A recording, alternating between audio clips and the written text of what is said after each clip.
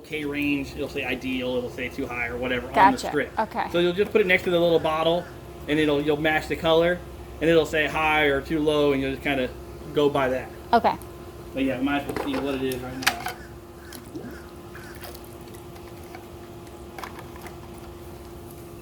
Because I'm curious. What you doing first? This is for the chlorine, Okay. and your chlorine level is actually low. Low? Yep. Even though the thing said it was fine. Well, that's the salt level. Oh, because the salt. Okay. Oh, maybe they need. So we do need to bring that 30% up higher. Okay. Okay, and you also could use some acid. All right, so right now, you want these numbers to be this one here. This is the chlorine, and you want this to be about here. So you want it to be that color. And right now we got nothing.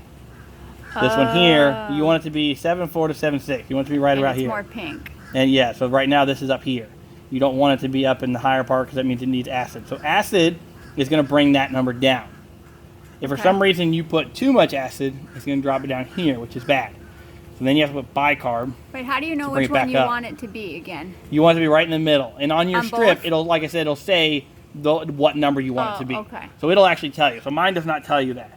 But on the strips, it will tell you because strips are more for homeowner use. Gotcha. And so it'll tell you where you need to be. Chlorine 2.0 is pretty dang good. So that's where most pools you want to keep them at. Okay. 3.0 is getting a little on the higher side. It's not terrible. So if you keep between these two, it's not bad. Once you start getting up here, that's very strong chlorine level. Okay, so yeah, because it doesn't smell like chlorine at all right Correct, now. and that's Okay. why, because you don't have any in there. Okay. So the salt is supposed to be producing chlorine. Correct. It'll produce chlorine. So this reading will go up and down from whatever that salt machine's doing out there. Gotcha. So we need to get a little acid in the pool. And when you're up to this high here, you're going to put about a third of a gallon. So if you get up to 8.0 reading, you're going to be about a third of a gallon of acid. Okay. And then for the chlorine right now, we'll just go bump that percentage up out there. Check this again in a week and see if that level has gotten higher where it should be. Okay. Yeah. All right.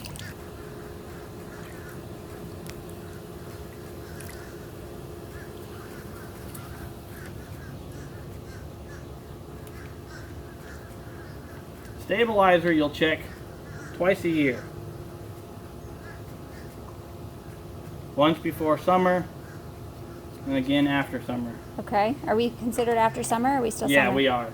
Because now as soon as the water starts cooling down, that's what I consider after summer. I feel like our pool's been cold for the last 4 months. Really? Like the kids' lips turn blue, What? which I think is really strange. Very strange. My pool was getting up to, I think it got up to like 86 or 87 all on its own. Yeah, so that's pretty warm. Okay, your stabilizer is actually very good. So somebody put stabilizer in here. Okay, cool. So you won't have to check that again until beginning of next summer. Okay. Unless the pool leaks. If you're starting to notice that the chlorine level is not coming up, so if you're running the salt machine and the chlorine level is still staying low, then most likely your stabilizer is low. What stabilizer does is it keeps the chemicals in the water. And if you don't have any stabilizer, they evaporate out. So the stabilizer makes like a film to where the chemicals are stuck in there and Okay. it can't evaporate. So if you start losing stabilizer by too much rain or adding a lot of water because the pool leaks, then your stabilizer is going to get low, and then your chemicals are going to constantly just keep evaporating out. When you say the pool leaks, you mean from the stabilizer, not No, if the the bottom pool of actually pool. leaks. If How the do I pool- know if the pool's leaking? If you're adding water all the time. Should I be adding water all the time now? No. Because I have had to add water a lot. How often? I mean, since we've lived here 3 times, so 4 months. But it hasn't rained. That's not terrible. And when we moved here, the water was almost overflowing Okay. because it was so rainy. Right. So I just assumed we literally haven't had much rain. So Right, I yeah. assume maybe that. Yeah, so that's not terrible. If you're adding every week, it's bad. That's usually when you know you have a leak. Okay, If then you have what? to add water every week, then you have to get a leak detection out, and they gotta find it. It's about $300. And then they got to fix it. Yeah, if it's something simple, that's usually included. If Okay. it's something like around the skimmer or around the jets or even in the main drain, they'll just put pool putty around it, Okay. and that'll stop the leak. If it's now something that's actually a broke skimmer or a broke pipe or something like that, then that doesn't include fixing it. Since I'm not videoing you, I'm just going to do something pretty There you go. while we're listening. I just realized I'm just like the pool floor. So Right, let's do this. exactly. At least it's enjoyable to look at. Okay, cool. All right. Well, hopefully it's not leaking. So now that I just filled it at this level, if it's below this level within a week, I should start to worry. They say if there's no rain at all, I'm gonna give this. you should be allowed to do. There you go. They allow for 1 inch a week is what they allow for evaporation. Okay. So if it drops only 1 inch in the entire week, they don't consider that a leak. And a leak person will tell you the same thing. They won't even really look for the leak if it's only dropping 1 inch a week. So if it's leaking more than that, then you got a problem. Right. So I should probably pay attention. I should get a new rain thing so I can pay attention how much rain. Do that, yeah. I could get really. Yeah. I could have spreadsheets. Yes, you could. Yeah, so basically what people will do, that's why usually people put it at the grout line, the middle of the tile. Gotcha. And it gives them something to see, to go, oh wait, it's dropped lower than it should be. Gotcha. Yeah, Okay. So All otherwise right. you have no idea how much it went. It's too hard to really pay attention. Okay. So right now, where you have, that's why I said right now is a great spot. Yeah, because it took me about an hour to get it up to that point yesterday. Okay. So if you have to do that again next week, most likely you have a leak. Okay. Yeah. So just keep an eye on that. I feel like it's been about a month since I've had to put water in. Okay. Then that's good. Okay. That's very good. All right. So, and that's usually what my pool does. Okay. Another way you'll know also is by your salt level on the machine out there. Okay. It was at 3,200. If all of a sudden that's drastically dropping and you're adding water a little bit here and there and that number's going down quite a bit, you have a leak. Because then that number should not fluctuate very much. I don't add salt to my pool maybe every 4 months. Maybe Okay. sometimes even longer than that. So if I'm not adding water to my pool or if it's not raining a lot, I don't put salt in my pool. It goes Okay. a very long time. Okay. Back a few months ago when we had a lot of rain, I did have to put in a bag of salt, which because we had too much rain, my pool actually was overflowing. So it was actually diluting all my salt. Gotcha. So- So I might have missed somewhere along the line where we checked the salt level. That is that thing. That is on there, that machine where it That's shows the you machine. 3,200. Gotcha. Okay. Yeah. And then your When chemicals you're are getting testing your water tested, have them check that as well. when I'm getting like for When drinking you're going water. to pick up like salt or something, Oh. have them check your salt level. Because you could buy a salt tester, a little digital set tester. I don't think they're that expensive on Amazon. That's what I keep in the truck. It's just a little digital one you stick in the water, and it'll tell you that same reading. It'll tell you 3,200 or whatever the salt level is.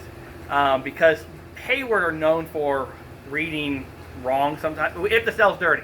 If the cell gets dirty, that reading will change on you, Okay. and you'll be like, what's going on? And then you'll take it to a pool store, and they're like, no, your reading's fine. But this system will say it's low on salt. Okay. It's not low on salt, but they'll say it's low on salt Because it's the dirty, cell's dirty. and it's working too hard and it Yes. doesn't know. Okay. So then if you ever go there, and they're allowed to fluctuate between 500, because every meter, every tester, they're all a little different. They're all a little off.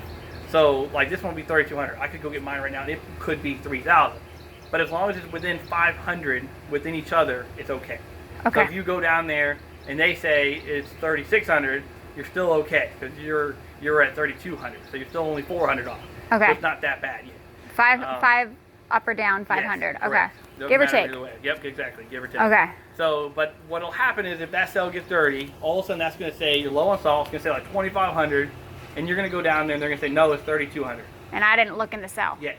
Then that means you got to clean that cell. Okay. And that'll bring that reading back once you clean it. Okay. And like I said, if you keep the chemicals right, that cell will not get dirty. And right Okay. now, that being that the pH was 8.0, the cell is going to get dirty. So if you don't get acid in the pool, that cell is going to start building calcium in it. And then you Okay. got to clean it. All right. Yeah, so if you can keep the pool at 7.4, 7.6, it'll never get calcium in that cell. Okay. And, Yeah. and cleaning that, I just dump it out.